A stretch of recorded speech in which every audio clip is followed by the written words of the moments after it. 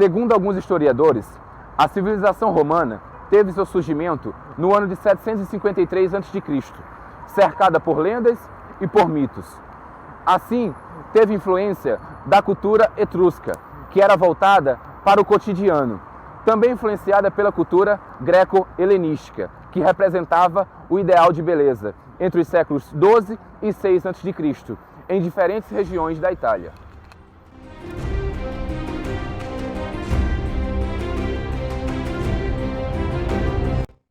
Uma das características da arquitetura romana veio por meio da arte etrusca, com a utilização de arcos e abóbora nas construções.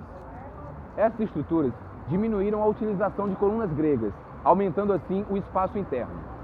Antes, se as colunas gregas não fossem utilizadas, o teto exercia pressão muito grande sobre essa estrutura. Com o arco, o vão entre uma coluna e outra aumentou, distribuindo assim homogeneamente toda a pressão do teto sobre as estruturas. Um dos legados culturais mais importantes que os etruscos deixaram foi o uso do arco e da abóbada nas construções. Esses dois elementos arquitetônicos desconhecidos na Grécia permitiram aos romanos criar amplos espaços internos, livres dos excessos de colunas próprios dos templos gregos. Antes da invenção do arco, o vão entre uma coluna e outra era limitado pelo tamanho da travessa, e esse tamanho não podia ser muito grande, pois quanto maior a viga, maior a tensão sobre ela. E a pedra, que era o material mais resistente usado nas construções, não suporta grandes tensões.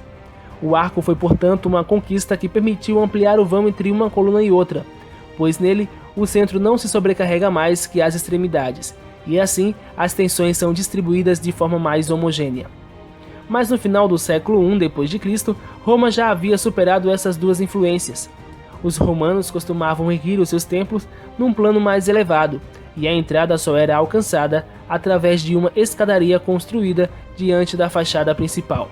Estes elementos arquitetônicos, pórtico e escadaria, faziam com que a fachada principal fosse bem distinta das laterais e do fundo do edifício.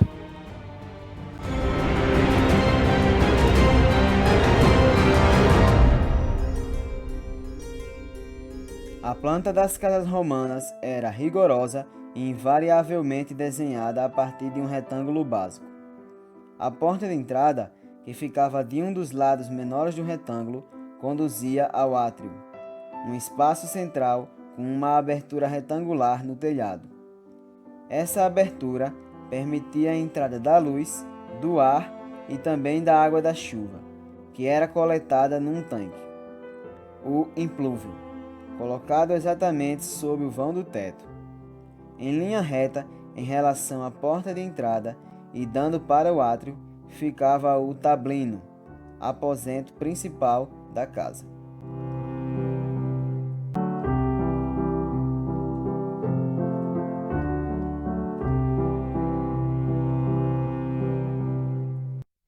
Foram criados os anfiteatros, com o uso de abóbadas e arcos. O espaço era amplo e cabiam muitas pessoas. O público se encontrava em auditórios, facilitando a construção. Poderia ser em qualquer lugar. O evento que as pessoas mais gostavam eram as lutas de gladiadores. Não era necessário um palco para as pessoas apreciarem esse espetáculo. Arcos e abóbadas herdados dos etruscos, os romanos construíram edifícios, sobretudo anfiteatros, bastante amplos, com o intuito de abrigar muitos espectadores. Esses anfiteatros alteraram significativamente a planta do teatro grego. Usando arcos sobrepostos, os construtores romanos obtiveram apoio para construir tais edifícios em qualquer lugar, ganhando assim uma maior liberdade na construção. Favorecia um tipo de espetáculo muito apreciado pelo povo romano, as lutas de gladiadores, que podiam ser vistas de qualquer ângulo, não havendo assim a necessidade de um palco de frente para o auditório. O exemplo disso é o Coliseu, certamente o mais belo dos anfiteatros romanos, onde as colunas, na verdade, eram meias colunas, pois ficavam presas às estruturas das arcadas. As principais fontes da pintura romana são originadas das cidades de Pompeia e Herculano, soterradas pela erupção do Vesúvio. Tais ruínas foram descobertas no século VIII. As pinturas representavam cenas do cotidiano, figuras mitológicas e conquistas militares. Essas obras faziam parte da decoração interna dos edifícios e em painéis que recobriam as paredes das casas. As pinturas são classificadas em 4 estilos. O primeiro estilo, que se caracteriza pela simulação de mármores e o uso de cores vivas. Já o segundo estilo, também conhecido como arquitetônico, utilizava a técnica que realçava elementos para sugerir tridimensionalidade.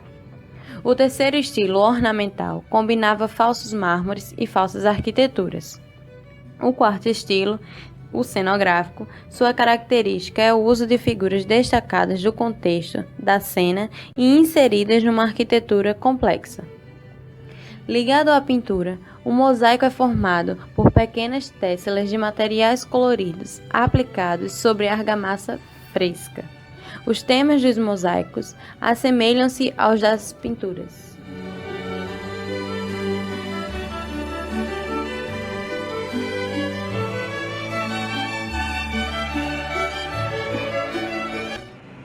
Embora fossem grandes admiradores da arte grega, os romanos, por temperamento, eram muito diferentes dos gregos. Por serem realistas e práticos, suas esculturas são em geral uma representação das pessoas, e não a de um ideal de beleza humana, como fizeram os gregos. Ao entrar em contato com os gregos, os escultores romanos sofreram forte influência das concepções helenísticas de arte, mesmo não abdicando de um interesse muito próprio, que é o de realizar os traços característicos do retratado. O resultado desse contato foi uma acomodação entre a concepção artística romana e grega. A preocupação romana com as representações bastante realistas podem ser observadas não só nas estátuas dos imperadores, mas também nos relevos esculpidos em monumentos que celebram feitos importantes do Império Romano. Nós estamos habituados a ver as esculturas romanas na cor original do mármore, que pensamos nós que sempre foi assim, mas um dia elas foram coloridas. Entretanto, seus pigmentos não resistiram ao tempo. Aos poucos, os interesses pela arte, bem como os investimentos para com ela, foram reduzidos, pois começava assim a decadência do Império Romano, no ano de 476.